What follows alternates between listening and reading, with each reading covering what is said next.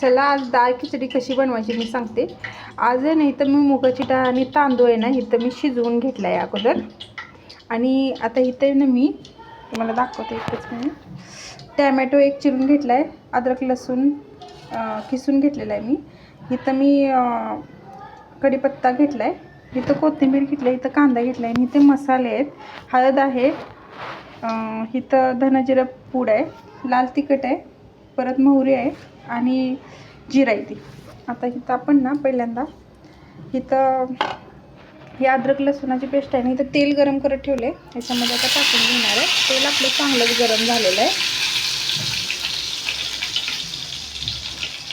आता हे बघा असं चांगलं परतून घ्यायचं.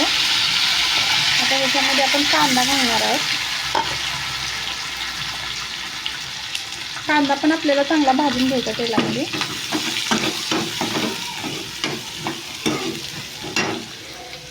सोनेरी कलर येईपर्यंत ह्याला आपण चांगलं भाजून घेणार आहे कांद्याला.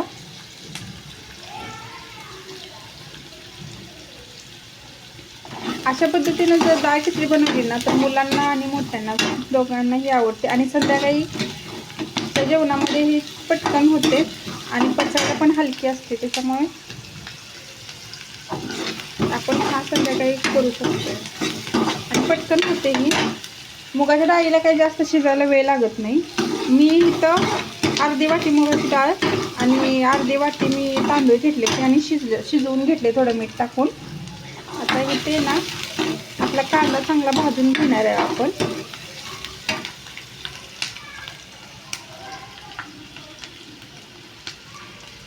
हे बघा असं कांद्यामध्ये थोडं आपण मीठ घालू म्हणजे कसं कांदा लवकर भाजला जातो.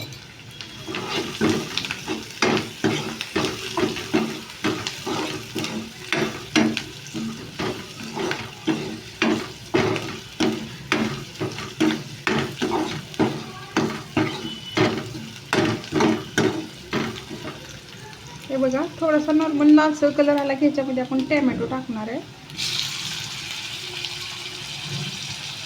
टॅमॅटो पण आपण चांगला भाजून घेणार आहे तेलात.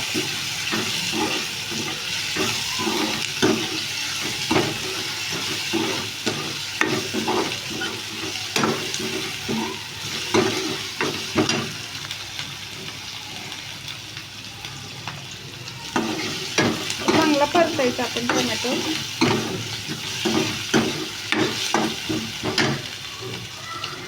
आता ह्याच्यामध्ये आपण धनेजिरे पूड, हळद, लाल तिखट तुमच्या आवडीनुसार टाका.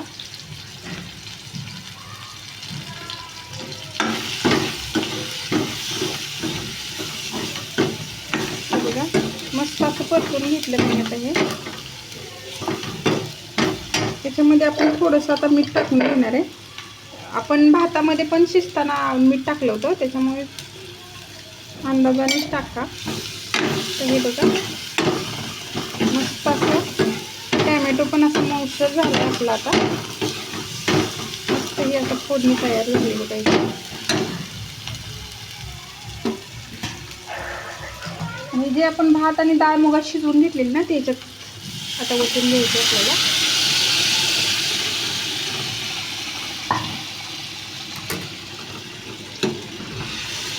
आता याच्यामध्ये मी मीठ अजिबात टाकणार नाही आहे, कारण मी अगोदर पण टाकलं होतं आणि मगाशी मसाला भाजताना पण टाकलेलं होतं.